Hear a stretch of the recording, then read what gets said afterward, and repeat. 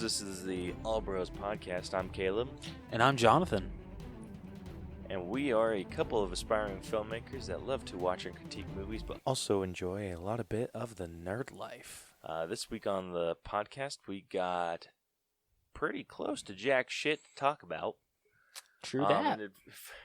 In Adventures in Hunting, we do not have any new pops. We have 3 new Blu-Rays. So I actually lied, No Caleb. trailers. It's 4. Sorry. 4? Yeah, it's 4. What's the 4th one? The Turning. Oh. Yeah. Okay. My bad. Well, thanks for the heads up. I'm sorry. Asshole. I just barely saw it on Blu-ray.com, so suck it. Yeah, so we got 4 new Blu-rays to talk about.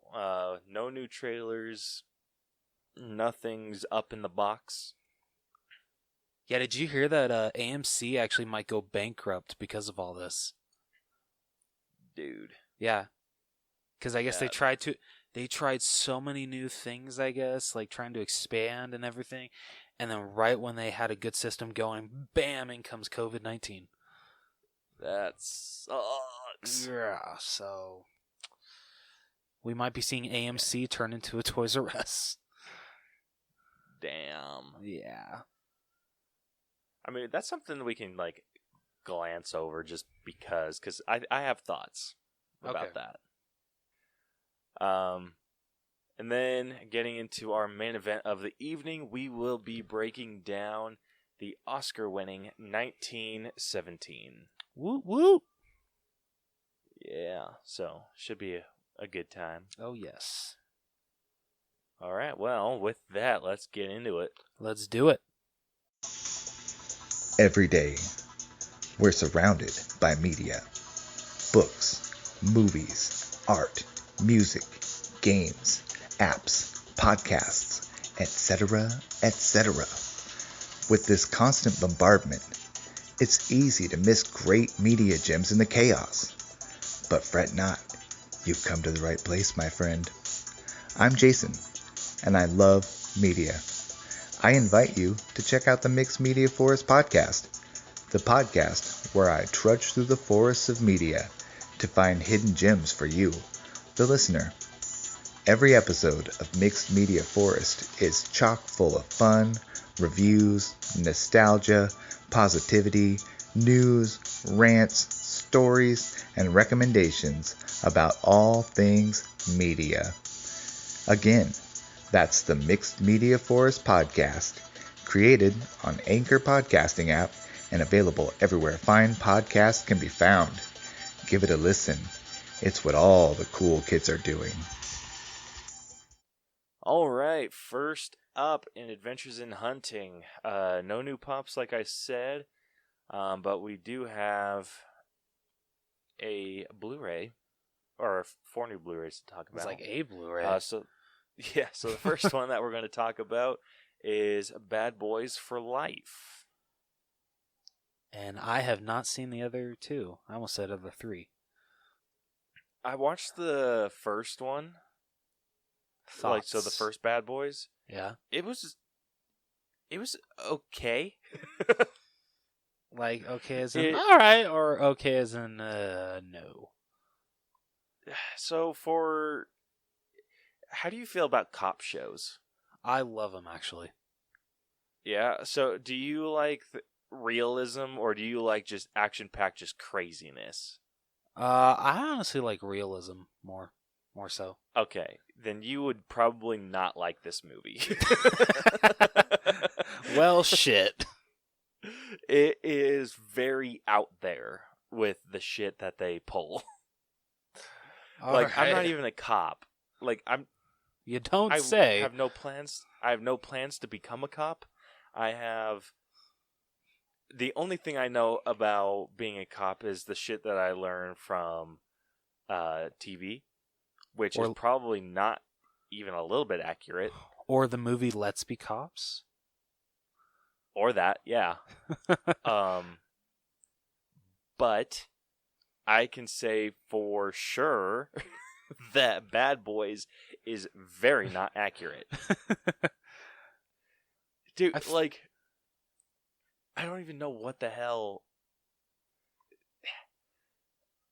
if they were going for just like pure crazy action stuff, it's fun. If they were going for like, So like, is hey, it kind we're of cops? So is it kind of like? Do what? Is it kind of like on the fun side of kind of like the Fast and Furious franchise? Is it kind of like that, or it's borderline that. Like, okay, I want you to think about something.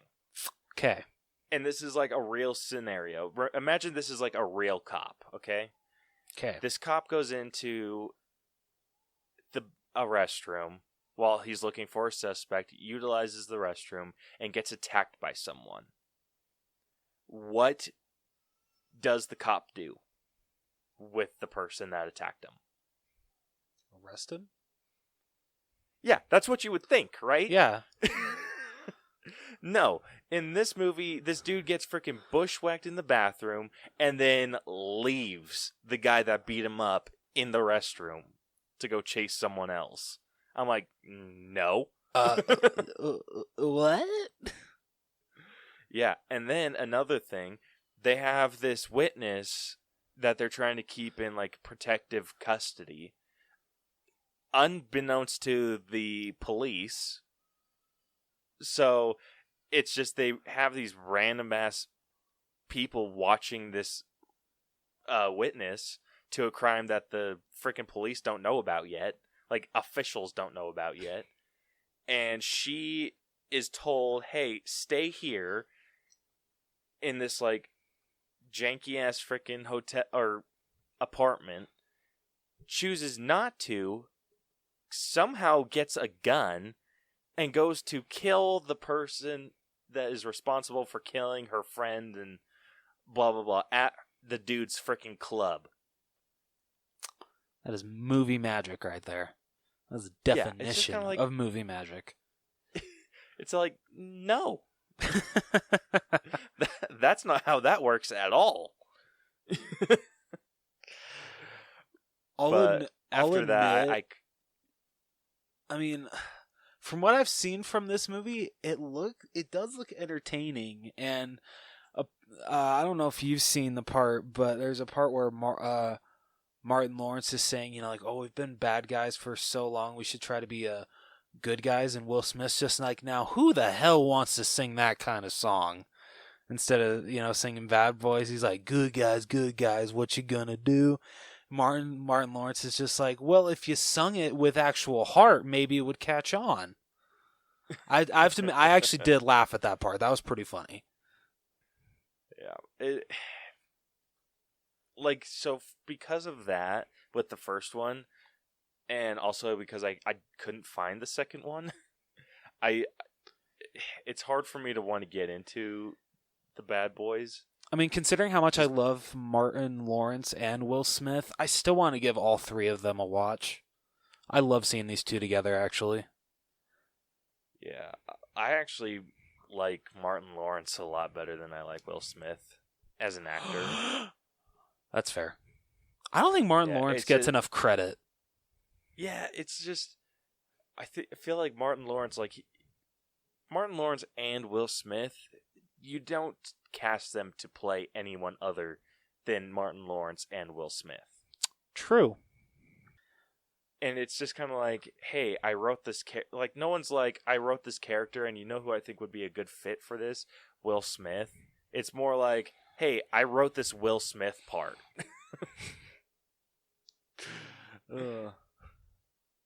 And it's nothing against his acting abilities, either of their acting abilities. It's it better not be, considering. I was gonna say, considering Will Smith was in The Pursuit of Happiness, and to me, that's one of the greatest movies I've ever seen.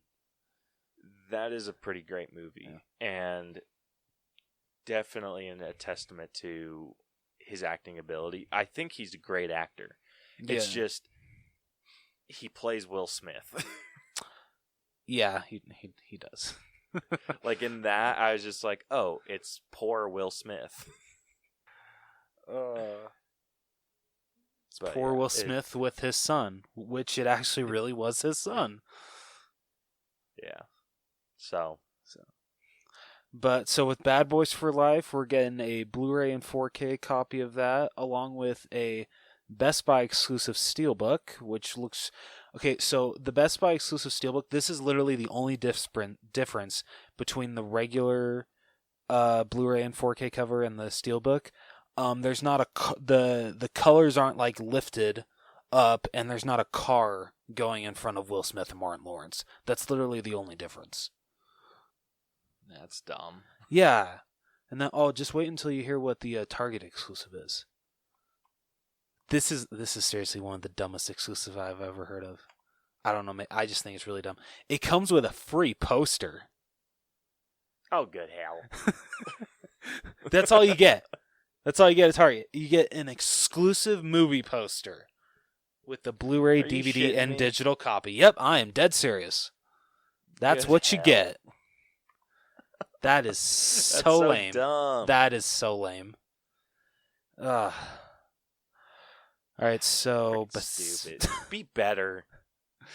All right, so along with Bad Boys, we'll be getting The Gentleman, which I've heard... I don't know. I've heard mixed things about this. I forget what this movie's about. I did too, but so Sam and Stacy, Sammy and Sierra's parents, they actually walked out of this movie. They got so bored. Really? Yeah. I think Stacy leaned over to Sam and she's just like, "Can we go? This is so boring." He's like, "Yeah." Ooh, shit. Yeah, so if they think a movie is boring, then I'm gonna probably think it's I really have no interest in seeing this movie, honestly. I mean, it has a killer cast, but that's literally all it has going for it, I feel. Yeah, well, a good cast can't save a bad movie. Fair.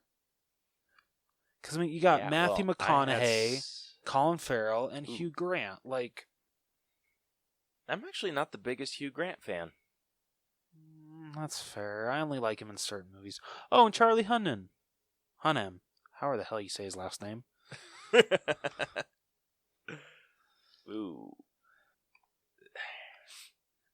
Yeah, I thought that was a movie that I was wanting to see, but I'm not quite so sure anymore. Right? Ugh. I mean, right. I'll give it a shot. I'll definitely give it a shot, but Red boxing? Not even red boxing. Like, I'll probably give it a shot when I can watch it for free. Come on, Netflix. Yeah, no joke. Dude, I've been knocking off a lot of movies off my bucket list. Dude, that's awesome. Like, I knocked out 1917, which is what we're breaking down. But I knocked You out don't say. Shawshank Redemption. I still have not seen that. It's on Netflix. It is super good. Okay, that's the one with Morgan Freeman, right? Yeah. Okay, yeah, I really gotta watch that. Yeah, you have to. What else have I knocked off my list? Like, I've knocked out like a shit ton of stuff. But yeah, those are the movies that I've. All right. Like, I mean, the one movie, but that I listed, but I've knocked out for a lot of movies. But hey, yeah, you've that's seen a probably movie. Gonna be on my list for a while. You've seen one of the greatest movies that I've never seen, so yeah, highly recommend. It's not. I thought it was going to be one that didn't age well, like maybe for pacing purposes, but it aged really well. Okay. Like, it keeps you really engaged. Well, you have bragging rights right now. I'm just saying. All right. Next up, we got Like a Boss, which stars Tiffany Haddish, Rose Byrne, and Salma Hayek. And I heard this movie kind of sucked. And it literally barely made it. So the budget for this movie was, I think, $26 million. I think I said, Caleb, didn't I? Isn't that what I said? Yeah. Yeah, and its box office was $26.7 million. Just made it. Yeah, freaking by the skin of your teeth. Dude, that's like That's crazy. Yeah. That is like ridiculously close to your budget. Like seriously, you're just like, oh, thank goodness. Like we freaking. I mean, well, from what we learned in our movie industry breakdown, they didn't really break even. No, they lost a lot of money. Yeah, they lost at least 26. So yeah, because basically the definition of being successful is you have to at least break even, and you're not really even that successful with breaking even. Yeah. Well, that blows. Yeah. So, but after that, our final movie that will be coming out this week is The Turning, which stars Mr. Stranger Things himself, Finn Wolfhard, and also I'm forgetting who else is in this. That's literally the only person I know. But I heard this movie sucked. Did it? Yeah. That's what I was hearing too. Dude, it just feels like, with at least now, that people go in and they're just like, hey, we need a kid for this horror movie, and they go with any of the Stranger Things kids. Yeah. Or the freaking kids from It. Yep. Which he's in Finn both. Wolfhard fills all three. Yep. Although I'm so excited to see him in Ghostbusters Afterlife. I think he's going to do a great job. Cool. Yeah. Hopefully. Too bad it doesn't come out until March of next year now. Please don't push back Halloween Kills. Please don't push back Halloween Kills. Yeah. I'm going to die. Freaking suck. Yeah. I want to know when the next just movie is coming out. I want to say like the only one that's actually like coming out in summer, and I don't even know if they're going to change it again, is Wonder Woman 84. Because that's supposed to come out in August. I think it comes out the end of August now, but like you got this thing doesn't last that long. Dude, I don't know. I am very much looking forward to when I can go back to a movie theater, sit down and enjoy a movie. That's going to be a time to celebrate, when we all can join hands again. Yeah. I need to, I don't know. Like, I like the idea of being able to watch movies from my house. See, I'm kind of weird. It's just not the same. Yeah, see, exactly. Like, you can't get a TV that's as big as a theater screen. It's just never going to happen. And I mean, you can. Okay, fair. But I don't know, it's just not the same. Like, if I want to see a movie so badly, I have to see it in the movie theater my first go around. Like, it's an experience that can't be beat. Yeah. It's just tough, too, because, like, there's some movies that I want to see in theaters, like the Black Widow, Wonder Woman, those big, like, blockbuster action movies. Yeah. And then there are, like, these other movies that I don't want. I don't care whether or not I see them in theaters or not. It's like maybe like Scoob or... Yeah, that would definitely be one. Okay. Invisible Man, I guess, too. That was such a good movie, though. I can't wait for you to see that. Yeah, like that's one I'm considering renting. Dude, you should just wait. Home. You should so I think it comes out in like 2 or 3 weeks. You should wait because I'm gonna buy it on release date, and then you can just watch it for free. You're welcome. Okay. I just saved you $20. There's that too. But yeah, it's just like with those ones that I'm like, oh, that looks cool, but I also kind of don't want to spend the money to go out. Fair. It's just weird because like I know some people feel differently about that. Yeah. Where they're just like, okay, well, I want to get out, but some people don't, and it's a weird, like, middle ground, and just weird. Okay, so this is kind of like, I mean, it is on the topic of movie theaters. This is just kind of random. So I just found out today that Halloween 2018 played in XD at Cinemark. Where the hell was I? I want to see Michael Myers in the biggest screen possible, stabbing someone. They best be putting Halloween Kills in XD. That'd be cool. I want to see Michael Myers slit someone's throat and like just look up in awe, being like, "Yeah, Michael, that's what I'm talking about." I'm sounding so sick, I feel like right? that was borderline sexual.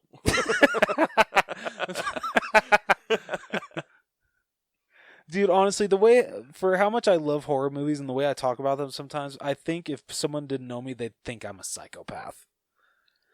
Just a little bit. Yeah, see? Yeah, so those are all the movies that we got coming out this week. Yes, sir. Moving on. I know we don't really have anything in what's in the box, but Rose was telling me earlier that the AMCs are closing down. Well, it's just that like after this whole quarantine is over, they don't know if they're going to be able to bounce back after having to be closed for this long. Yeah, that would be a tough situation to be in. I'm very interested to see how Cinemark's doing.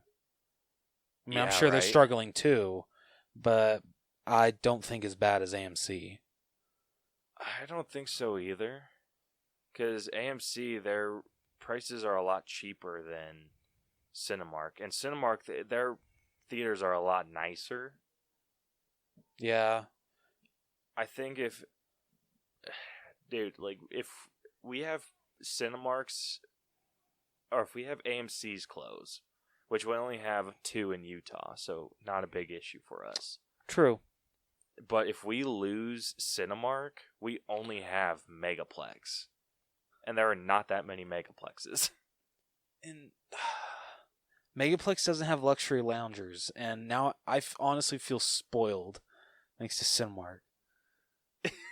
Right? I can't watch a movie without sitting on a luxury lounger. Dude, what was the last movie? I think it was Sonic. I went to go see Sonic in theaters, and it was at the Provo Mall. Yeah. Wait, I thought didn't we see Onward?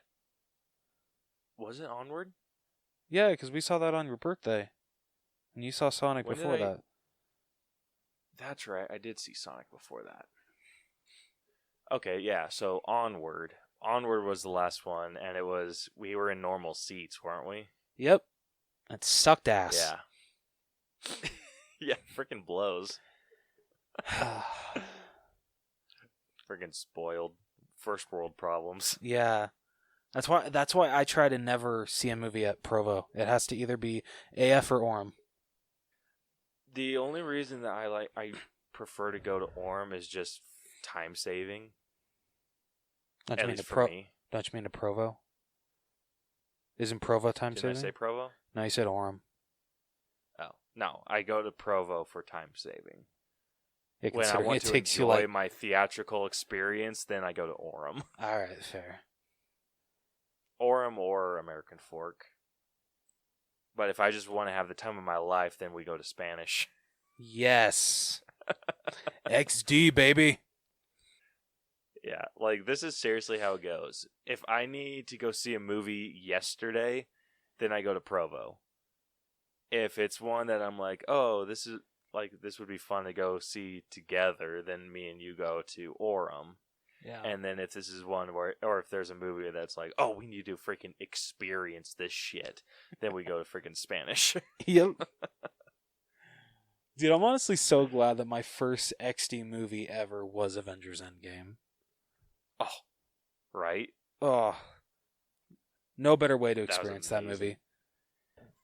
Actually, I think my first XD movie was Venom. That's still a good choice. Yeah, it was a pretty decent movie. Didn't you see It Chapter 2 in XD? Yes. How was that? terrifying. Dude, I told you that story when I was walking back to my hotel. Yeah, you did. Yeah. I went to go see It Chapter 2 by myself. I was staying at a hotel, and yeah, went to go see it in XD, came out, and I thought, like, oh, that was fine. And then I heard this thumping while I was walking through the hotel parking lot, and I look up, and there's just this balloon. It wasn't a red balloon. Damn it. But it was just a balloon. So I was just like, yeah, no. So I started, like, walking a little faster. And as soon as I passed that freaking light, the balloon, like, because it was super windy.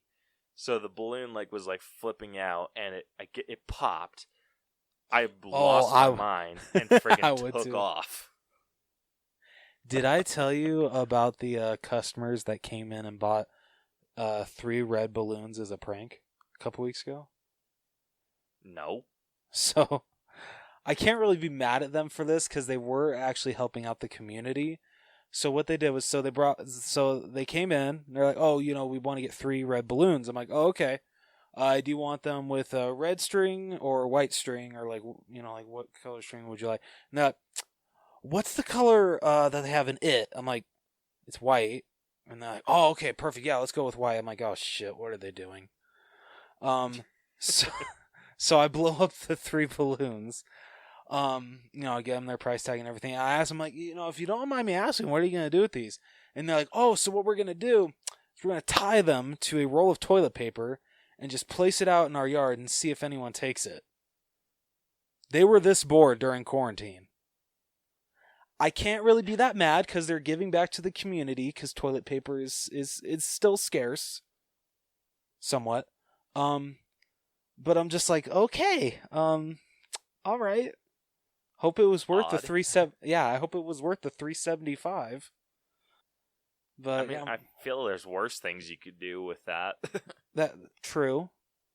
But I just kind of want to know how long it took for someone to take it. Probably not long. Yeah. I mean, depending where they live. Yeah, that's true. I feel, though, if they wanted to be screen accurate, they would have just used 1 red balloon. Well, who knows? Maybe they did it with, like, 3 different times. Yeah, that's true. That's very true. I just wish that we would carried... have been interesting. That would have been cool. I just wish we carried I Love Dairy red balloons. That would have been awesome. Well, that wouldn't make sense.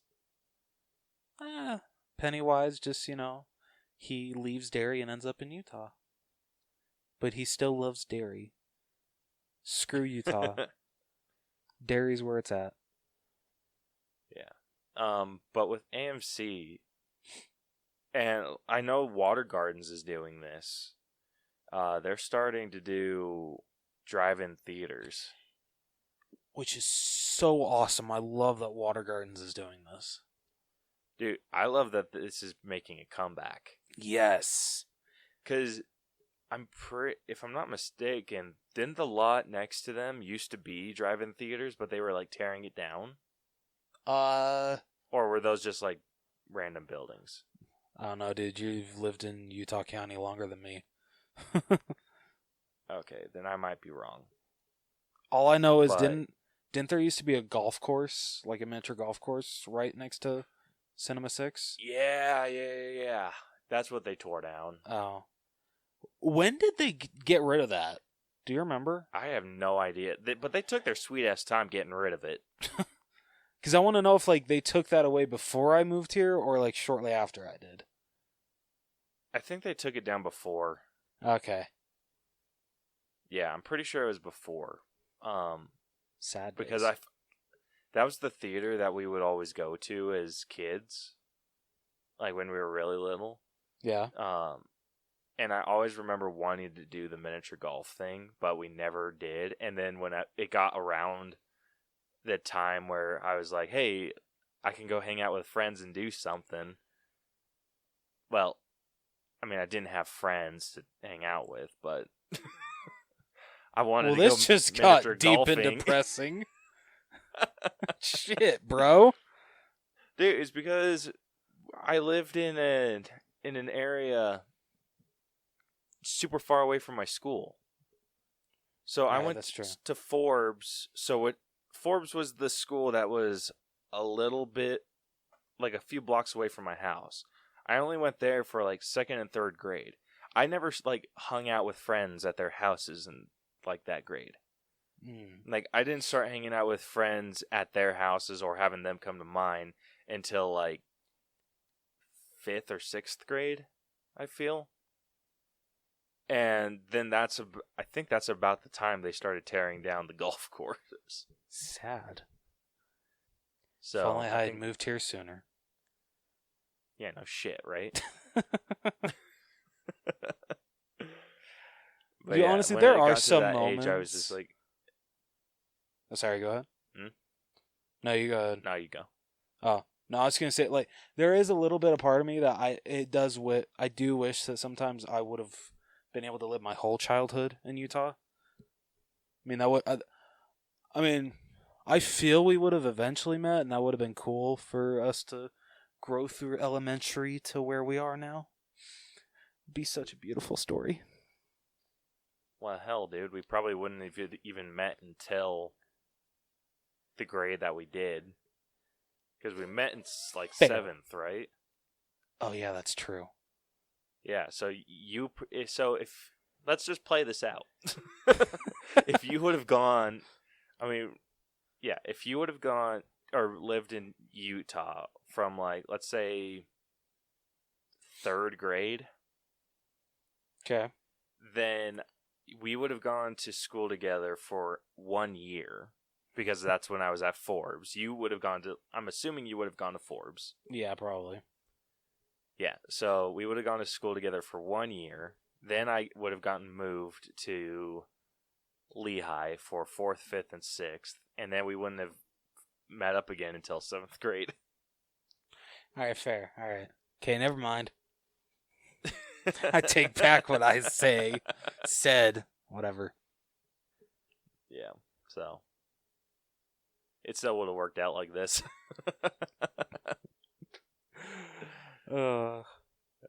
Anyway, I got nothing else to say about any of this other stuff. You? No, I just hope that movie theaters will be okay after this. All this is over. Yeah, no joke. I thoroughly enjoy the experience. Same. Absolute same. It's my favorite way to escape. Movies. Yeah, well, honestly, like, even, like, I don't know, if I just need to, like, just have an escape, I'll literally go see any movie. I don't really care. I just need to sit in a nice, air-conditioned room, nice chair, and just be taken to a different world. Yeah, I feel you there. Well, all right. Well, let's say we move on to our main event of the evening. Let's do it. Time for the main event. It's main event time. Let's play a game. Okay, for this week's main event of the evening, we are going to be breaking down 1917.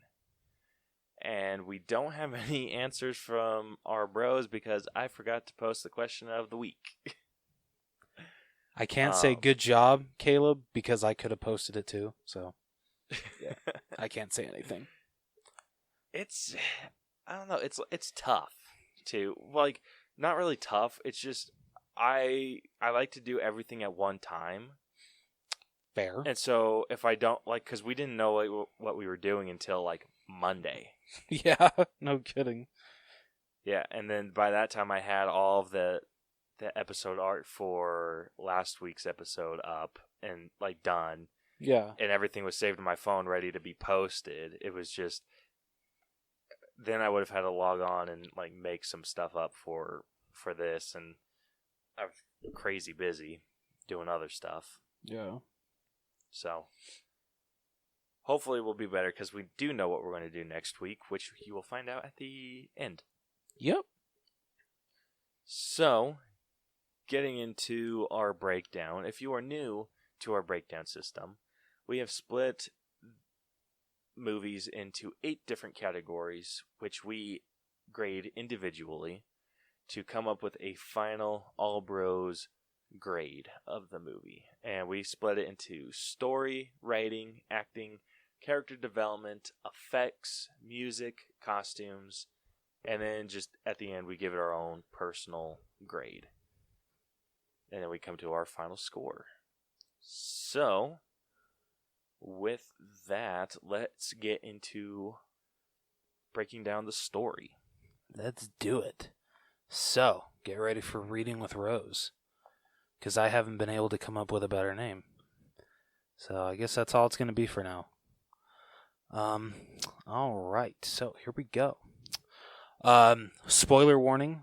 Did you already bring that up, Caleb? What? Did you already bring up the spoiler warning? Oh, no.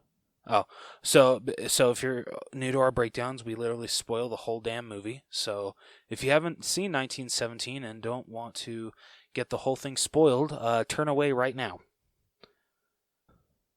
You have been warned. Yep. We'll give you 5 seconds. 5, 4, 3, 2, 1. On April 6th, oh my gosh.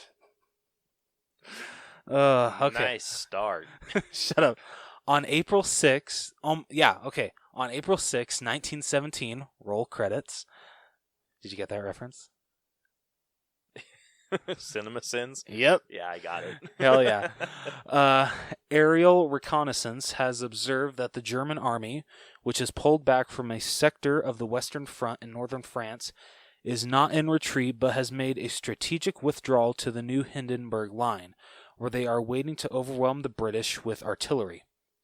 In the British trenches, with field telephone lines cut, 2 young British soldiers, Lance Corporals William Schofield, a veteran of the Somme, Somme, Somme, Somme. I think they said Somme. Okay, Somme. And Tom Blake are ordered by General Aaronmore to carry a message to Colonel Mackenzie of the 2nd Battalion of the Devonshire Regiment, calling off a scheduled attack that would jeopardize the lives of 1,600 men, including Blake's brother, Lieutenant Joseph Blake. Schofield and Blake cross no man's land to reach the abandoned German trenches. In an underground barracks, they discover a booby-trapped tripwire, which is promptly triggered by a rat. Did you want to kill that rat after this? Dude, I wanted to kill the rat before. I saw the rat freaking jumped and I'm like, shoot it. Dude, same. Dude, I'm like, that is the biggest rat I think I've ever seen. Ugh. Dude, when he just kept jumping like bag to bag, I'm like, ugh. Dude, we skipped one of the most disgusting parts of this movie. When they were crossing no man's land and they jumped into one of the pits. Oh, and Schofield's hand. What's it? Yeah, Schofield slides down and looks and sees like there's just bodies, and then Blake comes down and kind of like trips forward a little bit and is like comes face to face with this freaking like disfigured looking face, and he like startles and jumps back and bumps Schofield, and Schofield like to like get his balance puts his hand down and it goes like through one of like his fellow soldiers. Yeah, it's ugh. I'm just like, dude, when I saw that I was like ugh. Yeah, dude, same, absolute same. Dude, I think I'm man enough to admit I would have screamed. Oh yeah, I would have screamed too. The question is, who would have screamed louder between us two? That is the question. Whoever put their hand through their fellow soldier. But what if we both put our hand through our fellow soldier? Well, I think then we're both going to go deaf. All right. Okay. The explosion almost kills Schofield, but Blake saves him, and the two escape. They arrive at an abandoned farmhouse where a German plane is shot down in a dogfight with Allied aircraft. this was a really cool scene. Like, Holy shit. I mean, because I remember, because I hadn't seen the trailer in so long, so I thought that one of the planes just starts turning around and starts firing at them on the ground. I totally forgot it's no, one of the planes gets shot down and it starts coming towards them. Dude, something this movie did really, really well was tension building. Dude, seriously. I was on the edge of my bed. I can't really say edge of my seat. Yeah, like, I was freaking just tense while they were crawling through no man's land. Then I was fine. And then the freaking, like, when the rat set off the tripwire, I was just like, oh my gosh. So and then, like, while they're trying to escape that trench, like that whole scene, it was just like, oh my gosh, like, this is just crazy. Yeah. And I think Caleb, sorry. No, I was just going to say, and then with the plane, like, you think it's going to be just like, oh, you're going to see it crash. No, it's freaking coming after them. Like, it's just intense. It's like, it's borderline thriller. Dude, right? Seriously, though.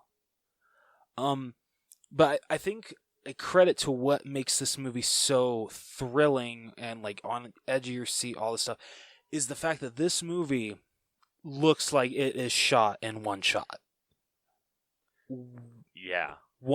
There is only, I think, would you agree with this, Caleb, that there is only one shot that looks like it cuts? But other than that, the rest of the movie just looks like one shot. It's sadly not. I wish it was. That would have been really cool. But, I mean, I completely understand. If they would have been able to do that, if they would have been able to shoot this in the 1 or 2 shots, that would have been a feat in itself. Yeah. But, I mean, after watching this, I can completely understand why it won for Best Cinematography at the Academy Awards, and it absolutely deserved it. Oh, yeah, definitely. So the only cut that we're talking about is while you're following, is it Schofield? Yep, yeah, it's Schofield. Yeah, while you're following Schofield, he is kind of ambushed by this German in a tower, makes it to the tower, and is knocked out. And so the scene kind of cuts out with him. So as soon as he's knocked out, the screen goes black, and then you wake up with him. Mm-hmm. Which I think that's actually a very so that's like the really cool way to do it. Yeah, so that's the only cut that we're considering, even though you can technically count it as not, but it's the only visible cut to, like, the untrained eye. Shout out to them if you're listening. Clever. Thank you. All right. So they arrive at an abandoned farmhouse where a German plane is shot down in a dogfight with Allied aircraft. Schofield and Blake save the burned pilot, but the pilot stabs Blake and is shot dead by Schofield. Did you see that coming at all? I want to say yes, but I didn't at the same time. Okay. So the reason I thought yes was because when I saw them pulling him out, I was just like, what the shit? He's the enemy. Like, he would kill you in a second. And then when they pulled him out and were trying to, like, rescue him, I was like, okay. Maybe he's going to, like, have a forgiving heart and, like, not kill these guys. Nope. But no, as soon as I heard Blake, like, freaking out, I was just like, oh shit. Like, Blake's freaking in it now. Dude, when Schofield's just like, we should just shoot him, put him out of his misery, I'm like, yes, just do it. Dude, that's the team I would have been on. I'd be like, yeah. Let's do it. So what? they say, you mean the enemy wants to kill us? Shut what? So the pilot sadly stabs Blake, and pilot is shot dead by Schofield. Schofield comforts Blake as he dies, promising to complete the mission and to right Blake's mother. Yeah, this was really sad. Oh my gosh. Dude, I couldn't even freaking imagine.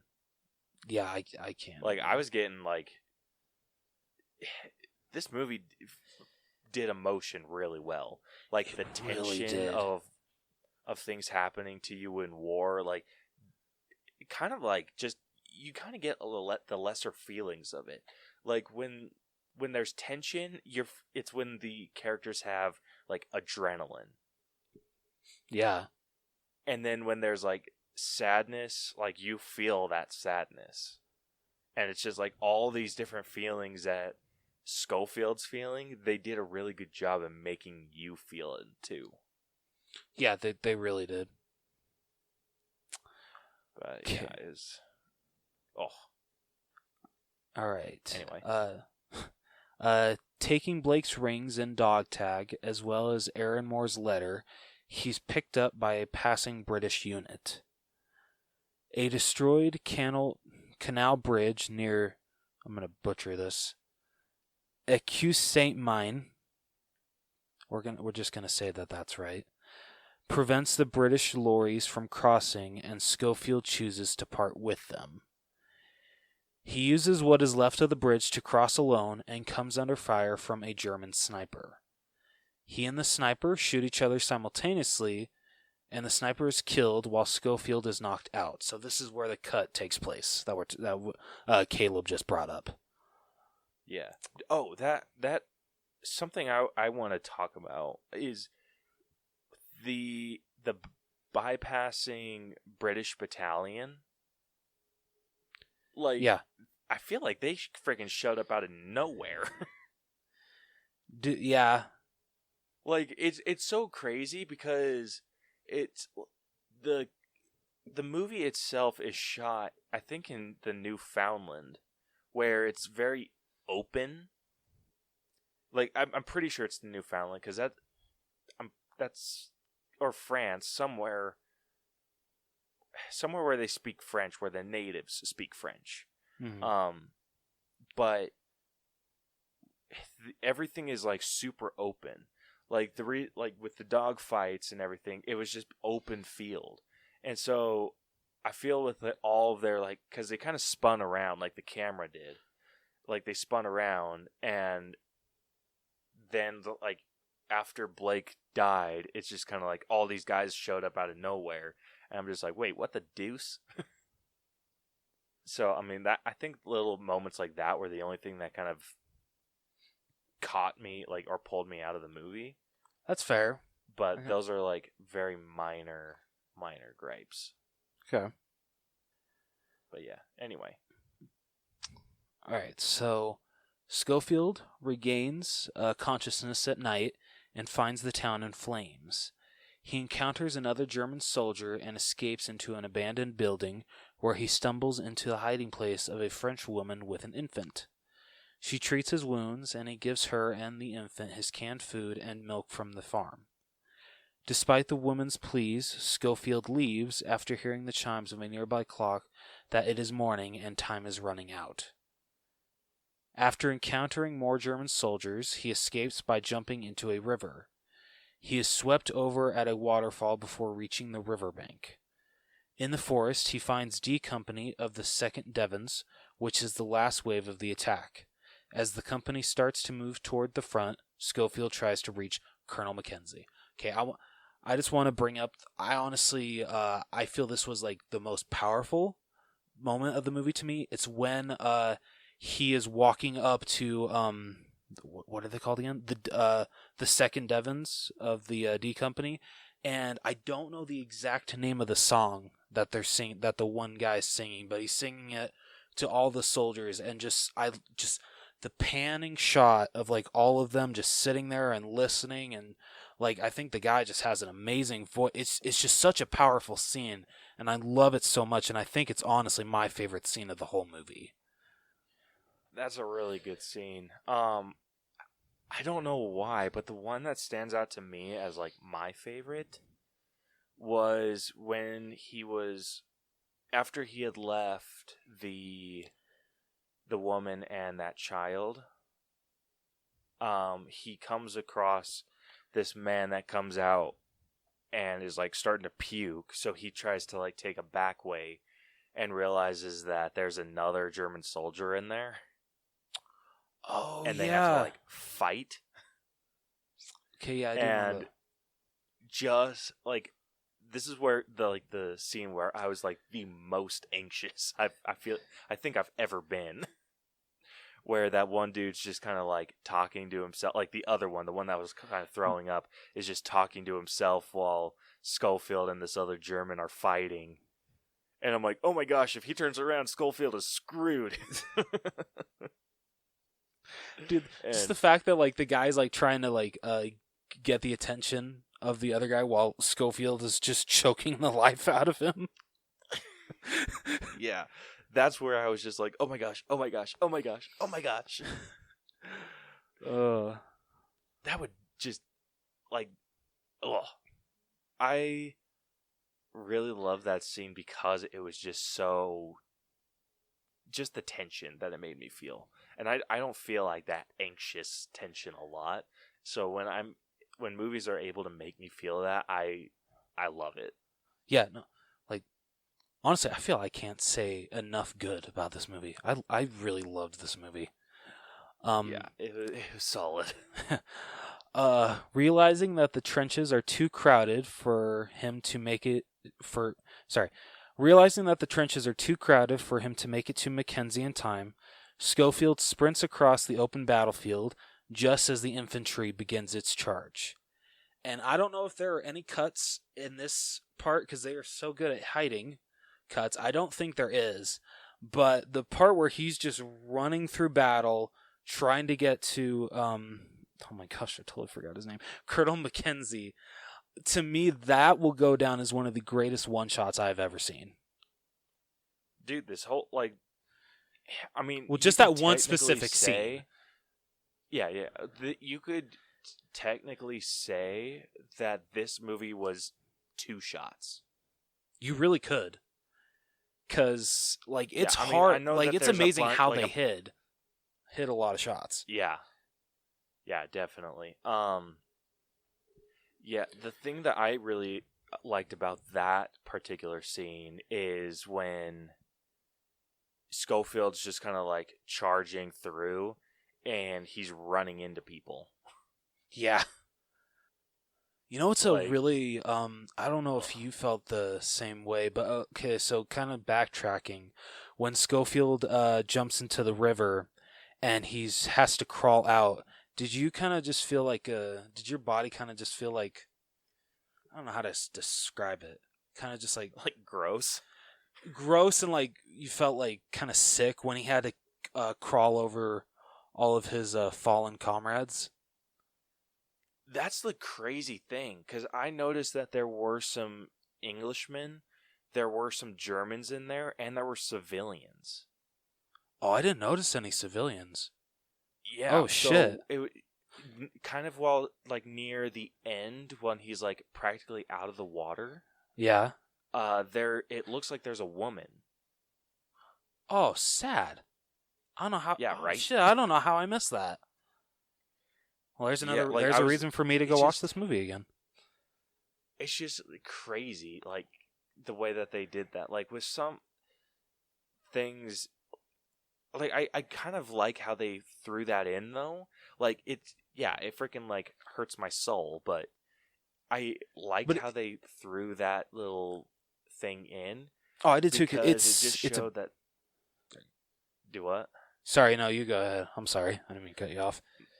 No, you're good. I was just saying that I like how there's a difference between the No Man's Land where he's crawling over soldiers, people that he himself has fought with, and then getting to a point where he's crawling over Germans. Yeah. It's just a whole different thing when you see that he's crawling over civilians. Yeah. It's just like it hits so much harder. Honestly, you kind of hear Clint Eastwood in your head being like, war is hell. Like, I'm not sure if that's something he's ever said, or if I know that that's a quote somewhere. It's just I don't know who said it. It's just that's the voice that's in my head. I would not be surprised if Clint Eastwood has at least said that once in a movie. Yeah, but it's like stuff like that. It's just this movie made the real, like, it felt real. It really did. It really, really did. All right, so it was just so well done. Yeah. All right, so he forces his way into meeting Mackenzie, who reads the message and reluctantly calls off the attack. Schofield then finds Joseph, who was among the first wave but is unscathed. Schofield tells Joseph of his mission and that his brother Tom is dead, passing on Tom's rings and dog-tagged Joseph. Joseph is distressed about his brother, but thanks Schofield for his efforts. Schofield asks to write to their mother about Tom's heroics, to which Joseph agrees. Exhausted, Schofield sits under a tree, looking at photographs of his wife and 2 daughters.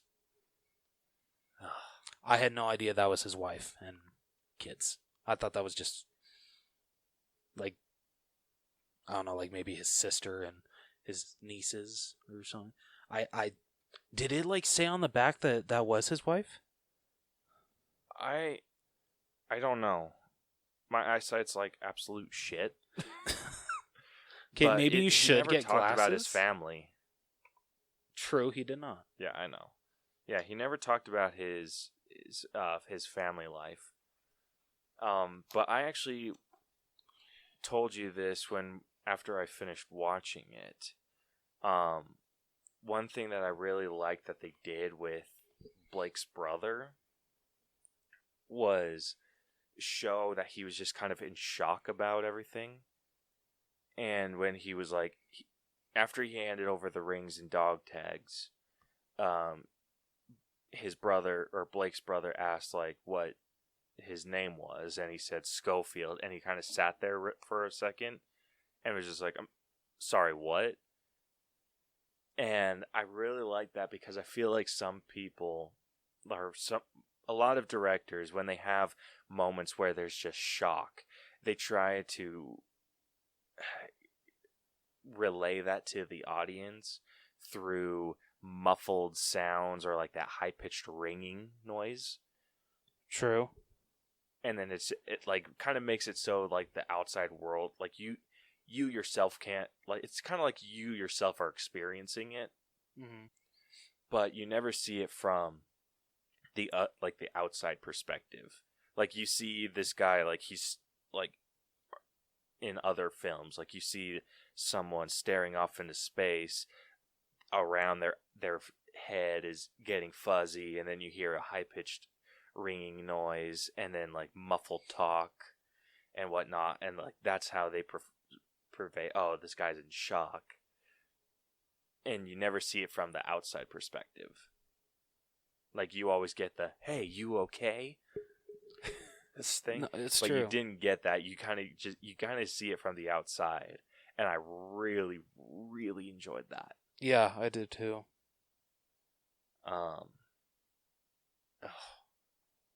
Yeah, I have nothing but good things to say about this movie. Dude, same. Absolute same. So what are you thinking with the story?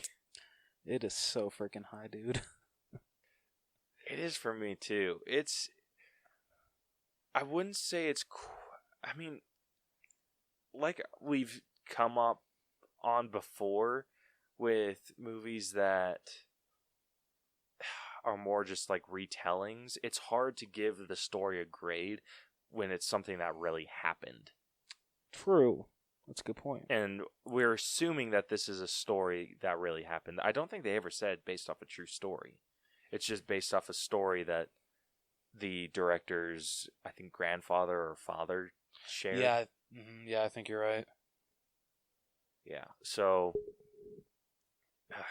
I mean, with how well the story was told, and I kind of have to contribute that to it being in a 2-shot. Yeah, honestly, that just really added. to this movie. Like, I can't get over how that was such a great idea. Yeah, it's like that just like it boosts it because you get to see everything that Schofield is a part of, you are a part of. And it's hard to be like, oh, well, there are blanks that you kind of have to fill in. There were no blanks. No, there wasn't. Like, the only blank that he had was when he was knocked out. But you woke up with him. So there was really no, like, gaps in his story. From point A, from the beginning to the end. And it's, I'm in the higher 90s. I'm at like a 95.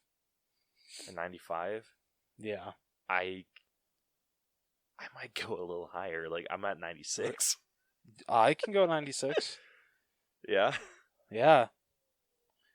Dude, honestly, I'll go as high as you want me to. Yeah, it's just the very few story aspects, like that one battalion that kind of showed up out of nowhere on the farm. Yeah. I think that's seriously like my only gripe. It's just like, where the hell were you when Blake was getting stabbed by this German? Yeah, right. Writing. Moving on to writing. Again, where are you at? This was also really, really solid. Yeah, it was.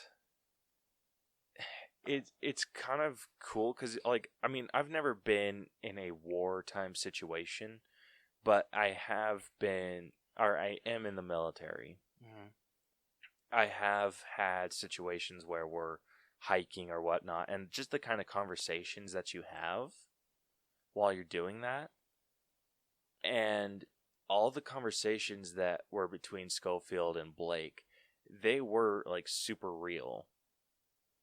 Like when you're it's just kind of like when you're talking to someone and they're like, "Hey, you know this guy that has something weird about him? Like, do you know the real story about that?" Like, that's just something that you would BS about, just other people's like shit. Yeah, dude, like the whole that guy's ear getting bitten off by the rat. Yeah. And him saying like, "Oh, it was shrapnel." Yeah.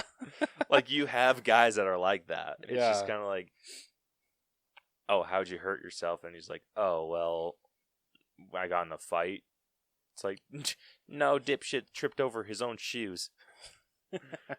Like that. Like, those are the kind of conversations that you have with your fellow soldiers, or in my case, airmen. And they're fun. Yeah.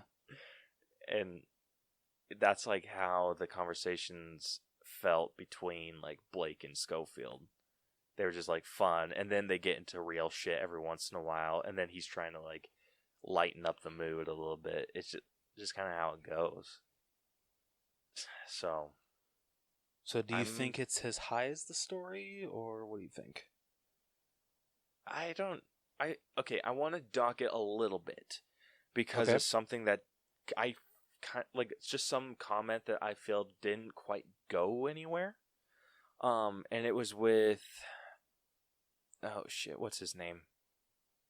It's not Colin Firth. Colin Farrell? Yeah. I Who think it was Colin Farrell. No, it was actually Colin Firth. Colin Firth? Yep. Yeah, okay. General Aaron Moore. Wait, he was... Okay. We're talking about the one general from the beginning, right? right? The farm? Wait, what? No. The one that picked him up in the at the farm. Oh, that was Mark Strong's character. Mark Strong, yeah. So something Mark Strong said when he was told what the message to the major was. Yeah. He said like, "Hey, make sure you have witnesses. Like, some people just like the fight, and like that kind of stuff." Yeah, that really never went anywhere because no, I know like with Benedict with the major, played by Benedict Cumberbatch, it didn't feel like he wanted to. It's just kind of like, hey, we need to jump on this. And then the second he read the letter, he was just like, okay, call everyone back. So Yeah. I don't think it was him like after the fight. So it's just kind of like, No, you got a good point. That really did not go anywhere. Yeah. So other than that, it was damn near flawless. Like none of the writing felt like janky. No, it did not. Like everything seemed to fit into place. Yeah. So are you like low 90s, high 90s? What do you think? I'm in the mid 90s again, so I Okay. think I'm sitting at like a 94. I can give you 94. Yeah, Yeah. 94. All right. Next up, we got acting. So I think we're just going to grade Blake and Schofield. Yeah, so Schofield was played by George McKay, and Blake was played by Dean Charles Chapman. Chapman? Yeah, Chapman. Oh, it sounded like you said Chaplin for a second. I was just like, what? Sorry, Chapman. Yeah, sorry, Chapman. Okay. So you want to do Blake first, since he was kind of like a lesser part? Let's do him. Holy shit, they are definitely, there's an age gap between these two. What? So the actor who played Blake, Dean Charles Chapman, he is 22, and then George McKay, who played Schofield, is 28. I thought they were like close to the same age. Nope. Yeah, it kind of looked like it. Yeah, it did, but was wrong. Anyway, so what do you Dean think Charles about... Chapman. Yeah. I think he did a great job. Like, I felt, honestly, when he sadly died, I almost cried. Like, I was that close. Yeah, it was a bummer, dude. Yeah, like, and that's just a credit to, him as an actor. Like, he really made you feel for his character. Yeah. It's just... What sucked is that he was trying to help that guy, too. I think that's like something right? that just, like, kills you even more. Yeah. He was really good. Like, kind of just... Seems like he is the type of person that gets himself into trouble. Yeah, I picked up on that, too. Yeah, like, at the beginning, I guess he got, like, I don't think you see it. Like, did you see him, like, push the wounded soldier? No. Yeah, so I don't think you see it, but he's getting yelled at by someone for pushing a wounded soldier, and he's just like, wait, I have a mission. Like, It's like, like, orders from the general, like, I'm orders about to from get the my general. ass whooped. Yeah. Like, and then, like, Schofield had to come in and be like, hey, we got shit to do. So get the hell out the way. Yeah, it's just... And it's funny, because, like, the guy that I'm assuming he pushed, the one in the cast, he didn't look as upset about it as the guy that freaking was just, like, ready to choke Blake out. Yeah, right? Seriously, though. Like, damn. Ugh. Like, honestly, I've been like, it's fine. It's fine, dude. As long as I live, that's all that matters. Yeah. But yeah, the comedic bits that he had were freaking great. The, like, really good with, like, action-y shit, too. Yes. Yeah. Like, one of the scenes with him that stands out for me is when that rat trips the tripwire. Yeah. Yeah, and he, like, you see this rat, it's, like, climbing over all these bags, and then, like, then they notice a tripwire, and then you see this rat fall with the bag, grab the bag and start dragging it backwards, and then you just hear Blake go, oh shit, and then it freaking blows up, and you're just like, oh! like that freaking just just boggled my mind. Like, it was just crazy. Yeah, and again, it's a credit to this guy's work and his facial expressions. Yeah. I don't have very many complaints about his acting. It wasn't like top notch stuff.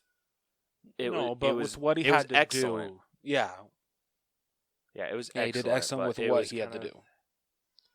For me, it's like high 80s, like 88, more like 87. Okay, I can do 87. Yeah. Yeah. Okay, and then next we got Schofield, which was played by George McKay. Yeah, and his work was excellent. Yeah, he stole the freaking movie, as he should, because he's the main guy. But yeah, fantastic. I feel I honestly can't say enough good about him. Yeah, like, again, I don't think it was 100% performance. No, but it's definitely, like, for me, lower 90s. Okay. Like, maybe a solid 90 itself.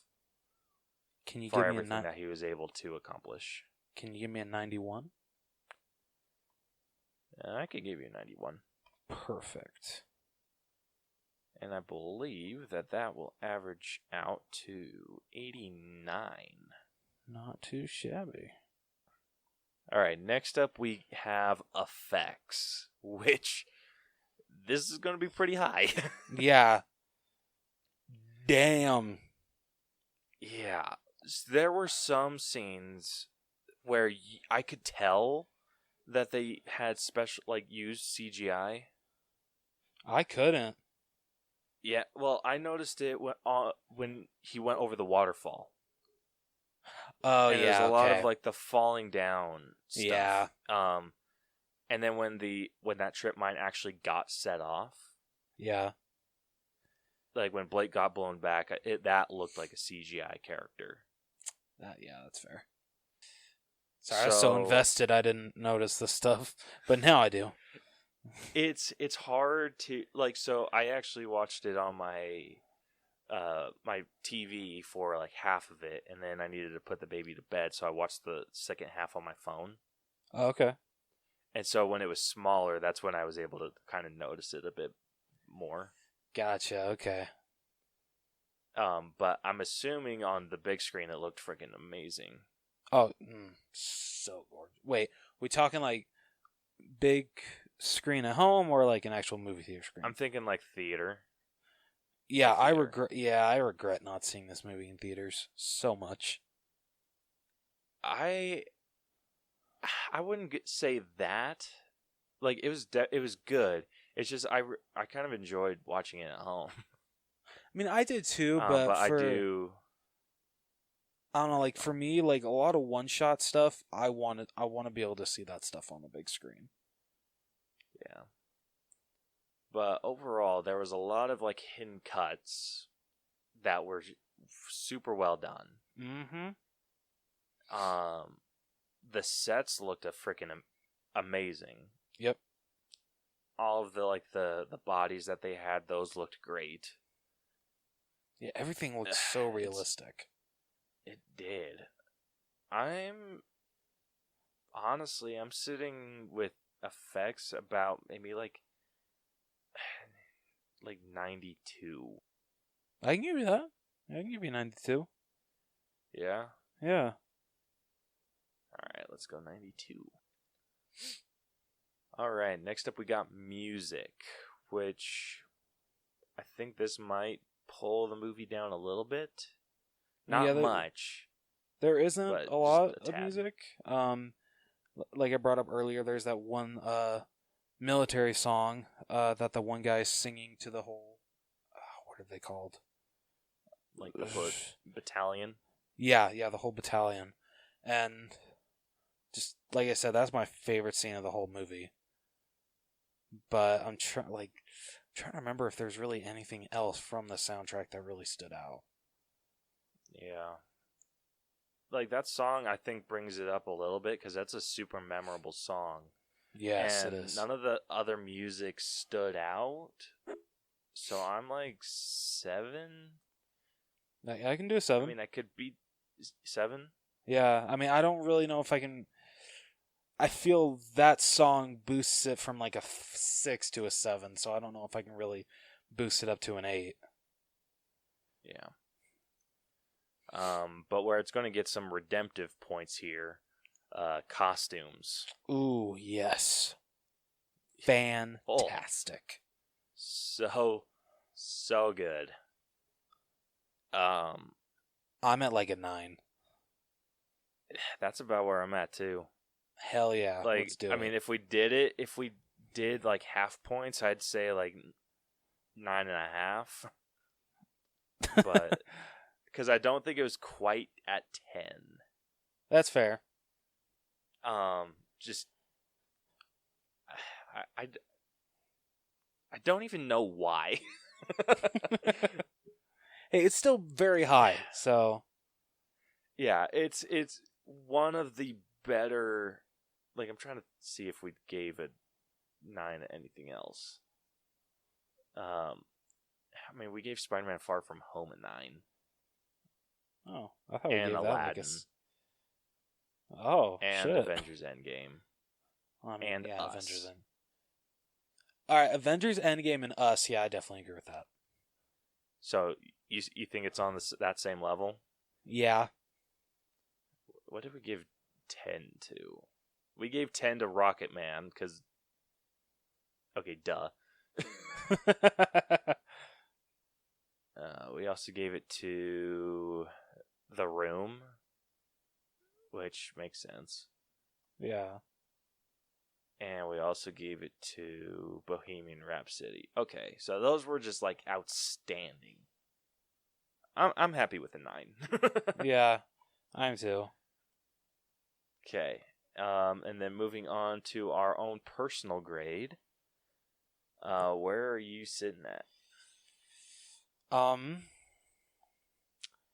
Considering how much I really enjoyed this movie, I haven't seen a lot of war movies, but this might be my favorite I've ever seen.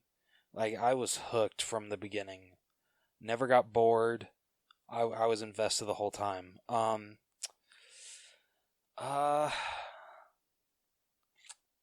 thinking like a 92. 92? Yeah, I'm pretty high. I might actually be higher than you. Real? Okay. Yeah, like I think I'm sitting at like a 95. Okay. And the reason I'm sitting so high is because a lot of the movies that I really enjoy are movies that I could go back and watch and get stuff out of. And I feel like this is one of those movies that I could go back, watch again, and get something new out of it. I can completely see that. And I don't know. I think this is going to be one of those movies that you study. Or that gets studied in like future film classes where they're just like, check out like the technical masterpiece that is 1917. Can I change my score? Really? I talked you up? Yeah, you did. What are you at? Same as you, 95. Yeah, it deserves it. You son of a bitch. Oh, shit. Alright, so, I mean, obviously, if we're both picking 95, averages out to 95. Woo! So, that concludes this breakdown, and our final grade for 1917 is... I'm not even going to try a drum roll. Sorry. You're going to break tradition? What? Okay, fine. You want me to really try it here? Before I break my laptop. That's the best you get. An A-. Not too shabby. Yeah, not too bad at all. So it is sitting at a 90.5%. Woo! Yeah, and that's pretty good, Yeah. I feel. If y'all haven't seen this movie, go watch it. It is honestly one of the best blind buys that I have ever done. Yeah. So it is. It's higher. So I'm only doing A- movies. So all these movies I'm going to list are A-. Okay. Okay. So the first one, oh, that's Red Dead. I Whoops. mean, it's higher than Red Dead. Okay. Red Dead sitting at a 90.03, so it's a little higher. All right. It's lower than A Beautiful Day in the Neighborhood. Okay. I disagree with that, but that's just me. Yeah. It is about. It's higher than Rocket Man. Rocket Man has All right. 90.47, and this one's 90.5. I can definitely agree with that. No offense to Rocket Man. It is 1 point lower than Joker. Okay. It is 2 points below Room. Okay. Then it's actually 1 point lower than How to Train Your Dragon 3. Is it higher than the first And two? Us. Wait, it's It's higher than the first two. Okay. Wait, is it higher or lower than Us? Lower. I forgot I can't disagree with the All Bros score. I gotta keep telling myself that they're final. So Us is sitting at a 91.3. Well, this is a 90.5. Alright. Any other? And it's a little bit lower. It's 1 point lower than Logan. I can accept that. It's a little bit. It's high. It is 0.1% higher than Dawn of the Planet of the Apes. I'm just kidding. And then it is 3 points lower than War of the Planet of the Apes. I'm okay with that. I'm sorry, I just love those movies too much. And I think that's all of our A- movies that we've broken down so far. What did we, because I forgot, what did we give Avengers Endgame? Avengers Endgame is sitting at a 94.16%, so it's an A. Whoa, okay, alright. Yeah, and the only reason that it is that low is because Victor tried to screw us. Thanks, Vic.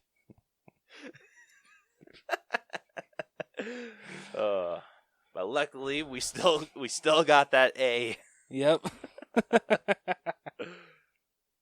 Oh, shit. So yeah, I mean, I personally agree with that. I think the only one that I as well. maybe don't is with Beautiful Day, but I mean, I can let that one slide. Yeah, I can too. But yeah. So that concludes this week's breakdown. If you like this episode and want to check out more of our stuff and hear our voices, you can subscribe to us wherever you listen to podcasts. We're on Apple Podcasts, Google Podcasts, Stitcher, iHeartRadio, RadioPublic, Radio.com, Spotify, and more. And then if we're not there, just go somewhere else. You can also catch all of our episodes on YouTube, as well as some bonus videos that we make. You can follow us on social media. DM us with episode ideas if you want. We actually got a couple.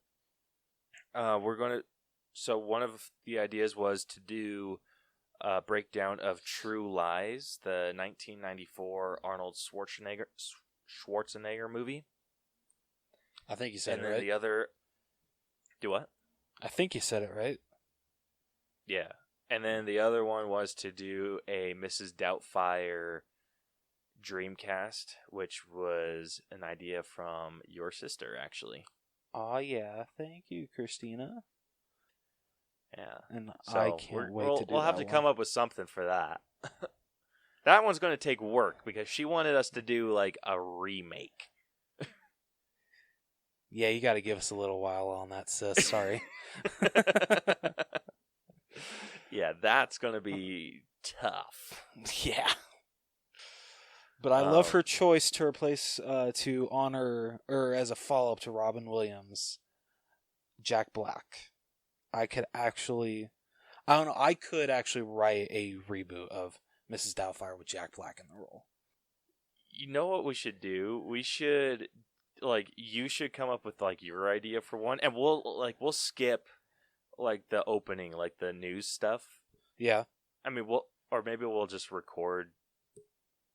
We'll figure it out, logistically. Yeah. But, have you pitch yours, and then I'll pitch mine. Because I have an idea for it, too, that I'm still, figuring out, which I'll talk to you after. Okay, I like this idea. Let's do it. Yeah. But yeah, so if you have episode ideas, hit us up on social media. If you want to answer our question of the week, I usually post those when we know that what we're doing the following week. Or if you want to join us, you can also DM us with that. We would gladly love to have anyone on. Yes, we would. We're on Facebook at facebook.com/The Allbros. We're on Twitter and Instagram. Our handle is @TheAllBros. You can email us at theallbroschannel@gmail.com or go to our website, which is tinyurl.com/TheAllBros, where you can find links to our store on TeePublic, as well as listen to our episodes and links to our YouTube and all that fun stuff. But if you wanted to just go straight to our merch store, you can find it at tpublic.com/user/theallbros channel. This episode art. So last week's episode art was Sonic and Tails. That one's up. Should be up in the store now. And this one for 1917 should be up either the day this releases or tomorrow, which is Tuesday. So one of the two. You can also find us you can find us a lot of places this week. We were on a trivia show with the Inner Circle Podcast Network, and so it's called the Winner's Circle, and you can find that. I'll post a link to it in the description so you can find it. But yeah, we were on a trivia show, and we had tons of fun. Did. Went up against Untrained Eye, and it was a blast. Hell yeah. Yeah, freaking ton of fun. Yeah, it really was. I wish that we got category, at least one category that we were good at. I just wish I paid more attention in school. That's what I wish. All right. Dude, what does it show that, this isn't spoiling anything, but what does it show that the first one was about video games and we nailed that one? Yeah, we got 100%. And then the rest were about school subjects, and we freaking sucked ass. Oh my gosh. So who are the hosts again for the Inner Circle? Oh, that's shit. I forgot her name. I feel so bad. I know that they are the Failing Hollywood. Okay, because they were both podcast. They were awesome. But I remember I think it's Jackie and Mark. Yeah, I think you're right. I think after round one, he said, yeah, for the first time ever, both teams have a perfect score. And I was thinking, oh hell yeah, me and Caleb got this. And then here comes round two. I'm like, oh shit. Yeah, not trying to spoil that Yeah, sorry. or anything. So go listen. Yes, yeah, Listen to that. Yeah. I mean, not. Oh shit, we killed it. You're such a horrible liar. I know I am. Anyway. Yeah, so go check that out. There will be a link in the episode description. And yeah. So next week, we will be breaking down the Oscar winner for Best Picture, Parasite. So thank you, just Hulu. because we yeah. Oh, and to the person who, I mean, I didn't catch your name, so I'm so sorry. To the person who suggested that we break down True Lies, we cannot find it to watch with our current resources. But the second we do, we will be breaking that one down. So Rose is just going to have to find... Yes, I'm talking about myself in third person.